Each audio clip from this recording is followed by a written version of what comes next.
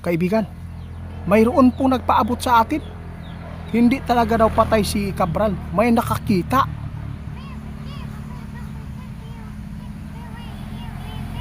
Doon daw sa bundok, sa Bagyo. Anong ibig sabihin nila? Sa tingin po nyo kaibigan, totoo kaya itong ipinapaabot sa atin? O baka po panggugulo lang ito? Sir Elmer, no? Si Elmer po ito guys, no? Nag-chat sa atin. Nakita namin dito sa Bagyo. Ha? Grabe guys. Nasa inyo na lang po ha. Kung maniniwala kayo nito, yung ipinapaabot sa atin. Kahit ako, si kaibigan Derek Pisco, sinabi ng ating kaibigan ngayon, huwag po tayo agad-agad maniniwala sa mga tao na magpapaabot sa atin kasi hindi po natin alam, baka panggugulo lang po, no? Ito po ang advice ni kaibigan.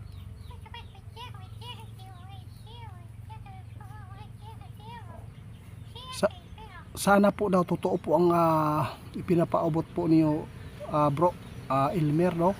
Kung totoo man po yan na nakita niyo, mas maganda ano po ninyo doon sa malapit po doon sa lugar ninyo, mga otoridad, kung ano man po ang inyong nakita para po maimbestigahan, di ba? Baka po gawa-gawa lang po ninyo yan para lang makapanggulo. O basta sinabi ng ating kaibigan, yun po ang gagawin po ninyo. Oo nga, tama ka kaibigan. Itiit, huwag po kayo agad-agad na maniniwala ha. Sabi po ng ating kaibigan. Kasi marami po mga tao ngayon na pwedeng gumawa ng mga fake news, pwedeng magpaabot sa atin para lang makadagdag sa kaguluhan. Ibig sabihin nito guys, kung totoo ito guys, talagang legit po talaga ang pinapaabot ng ating kaibigan. Wala naman pong mawawala guys kung ito po ang ating ipapaabot sa inyo na mayroon pong nakakita kay Ma'am Cabral. Sos nako. Okay.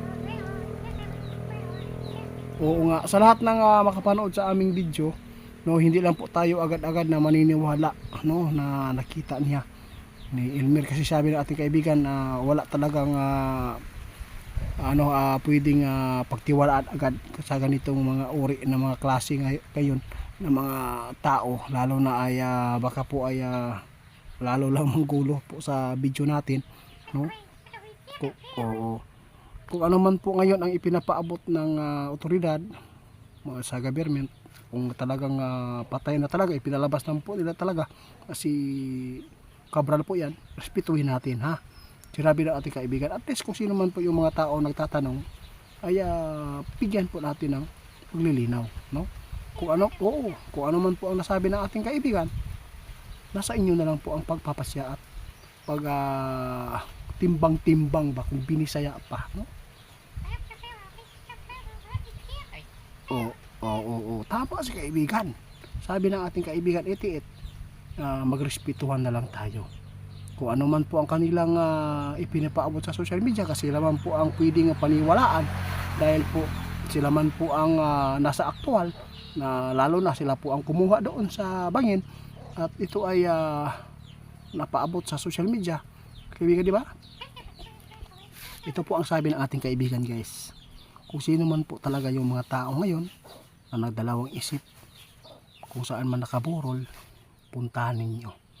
Kung hindi stricto ang mga kamag-anak at pamilya nito, Ma'am Cabral, kapag pinapatingnan nila sa inyo ang mukha doon sa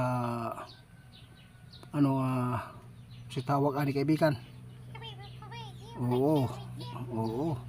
tama, doon sa kinalalagyan po ni Cabral, kung wala pong mga ginawang pagtakip, ibig sabihin yan, pwede kayong magpasya na paniwalaan na talagang siya po yan. Kasi mahirap naman po kung mag-overpower taan sa mga tao ng imbestiga, kasi marami talaga mga tao na ayaw maniniwala sa mga ganitong klaseng mga elemento, di ba? Wala tayong magawa. Salamat kaibigan, alis na po si kaibigan. Sige, salamat guys. Ito po ang tandaan ninyo.